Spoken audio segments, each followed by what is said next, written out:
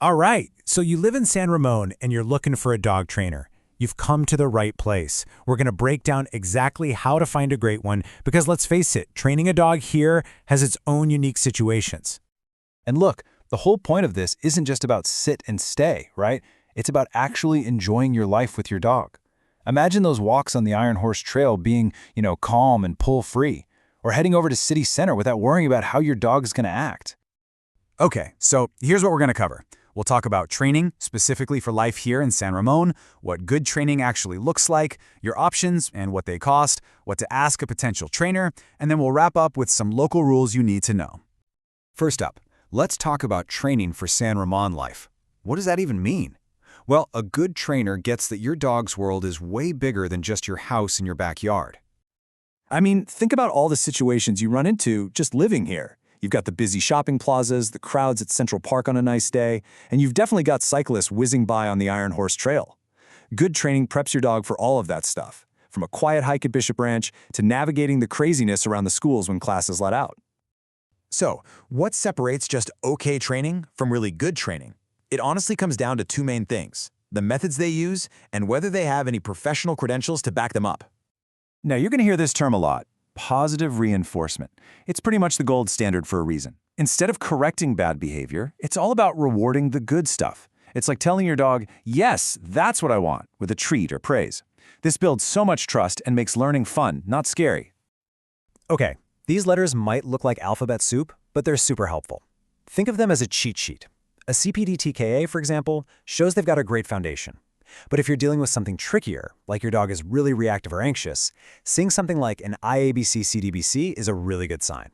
Since California doesn't actually require trainers to be certified, when you see these, you know that person has put in the work and is serious about their profession.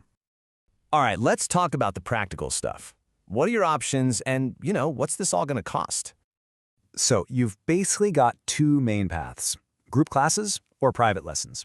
Group classes are awesome for general manners and getting your dog used to focusing around other dogs. But if you're trying to fix a specific problem, like barking at the mail carrier or pulling like crazy in your own neighborhood, private lessons are probably the way to go because they're tailored just for you. And here's a rough idea of what you can expect to invest. A series of group classes will likely be in the couple $100 range. A single private lesson, usually over $100. And then you have the really intensive option, board and train, which is a much bigger investment. Just remember, these are averages. A trainer with a ton of experience might charge more. Okay, so you know what to look for and you have a budget in mind. Now, let's get you ready with the right questions to ask. A truly good trainer will be happy to answer all of them. This is a big one. The very first thing you should ask is, what training methods do you use? You're listening for words like positive reinforcement, rewards, and low stress. That's how you know you're on the same page about treating your dog humanely. Next, ask them how they'll make a plan specifically for your dog and your life here. You don't want a cookie-cutter approach. You want someone who listens to your goals, whether that's just having peaceful walks in your neighborhood or being able to have friends over without chaos. And yeah, you got to talk about money. Be direct. Ask about the total cost for a package, find out if they charge extra for travel within Contra Costa County, and definitely get their cancellation policy. It's just so much better to have all that sorted out up front so there are no surprises. So to recap, here's your game plan. First, do a little research on their credentials.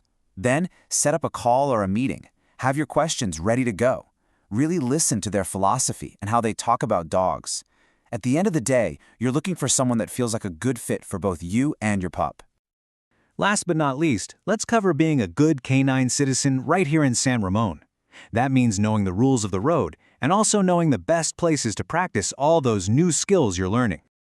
Okay, these are the must-knows. Unless you're in a designated dog park, your dog needs to be on a leash, and it can't be longer than 6 feet. A current rabies vaccine and a license with the county are required by law for any dog over 4 months. Oh, and that constant barking, it's not just annoying, it can actually be considered a nuisance, so working on that is a good idea for everyone. Now for the fun part. Once you start training, these local spots are your best friends. Memorial Park's Dog Park, perfect for practicing recall in a safe fenced-in area. The Iron Horse Trail is an amazing real-world challenge for working on loose-leash walking with bikes and joggers going by. And the trails at Bishop Branch, they are just ideal for teaching your dog to be calm and focused on a hike. Because really, That's what this is all about. The whole goal is to have a confident, happy dog who you can take anywhere and who can enjoy all the amazing things our community has to offer. Hopefully this helps you find the perfect person to help you on that journey. Good luck, and really enjoy building that incredible bond with your dog.